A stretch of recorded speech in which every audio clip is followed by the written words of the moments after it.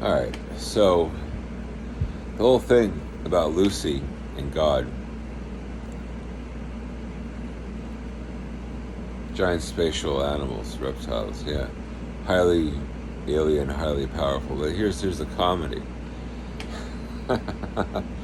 I said we're like a cell in the recurring memory of Lucy, sexual recurring memory of Lucy. Okay, or God. Right? They can be, we can be transferred to the gods, the giants, the gods can be transferred, and you're located in an erogenous region almost of Lucy, but not used. This is like there. I showed the diagram before. I don't have to show it again, but listen to this. It looks like the whole thing is there, but only for the humans and for animals, modern animals. The dinosaurs weren't in that. They're not in the paradox. The dinosaurs that roamed the earth a long time ago are not in the we're in a paradox, is what that is, really. They weren't in a paradox, the dinosaurs. And the earth wasn't then either. The problem is humans and modern animals are like in a paradox. And the weird thing is like, we're kind of like, we look like sex paradoxes, some kind of intelligent sex paradox. But the problem is this: how did evolution evolution? We came up with that word, evolution. We came up with evolution. The problem is this: we could be in a holodeck of a ship too, humans and animals, but not the dinosaurs. You see the oddity? The oddity goes back to Stargate too. The original Stargate with James Spader and Jay Davidson and Kurt Russell. In the beginning, I won't show what, but it looks like we're plateau dwellers and some alien took us in. And that's what started the Odyssey. The problem is that's odd. What happened to people, early man, could have been something very odd like that. Very odd thing. See, what happened in Lucy's hierarchy perhaps is something primitive, which is very odd too. It's like primitive, like you understand it though a little. It's like primitive. She's primitive. She's primordial. The thing is, something odd happened to humans. Like an odd thing. That's why I think of a paradox, but it could have been like something odd.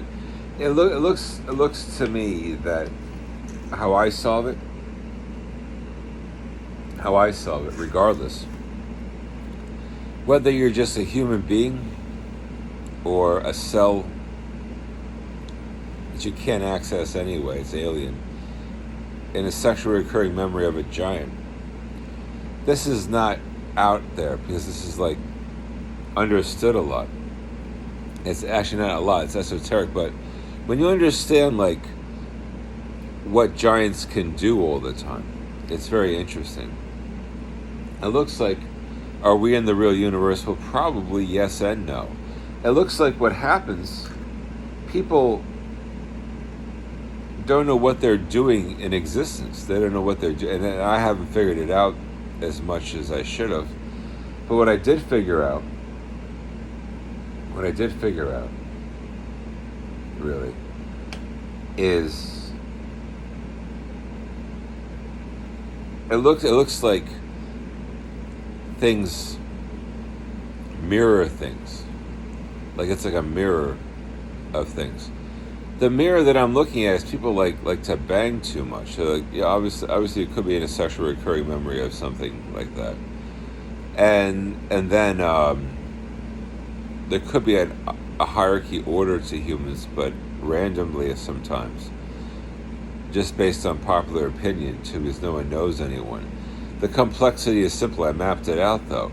It looks like dinosaurs probably weren't that sexual, and they probably didn't care to be in this mess, and they probably didn't think about that. They probably didn't even think about it. The only thing is, it looks like something we would call revolutions, like a revolution of the planet. It looks like after this ice age coming up, there'll be something very bizarre here, very bizarre, if the sun's still there. And then, think of it this way too. The sun could have started life here. We don't know much about star life, but if they're characters too, it's an oddity. It's an oddity. It's like I don't want to get into it too much. But what I'll say pretty much in this one is I think people are like paradoxes a lot too, like sexual paradoxes.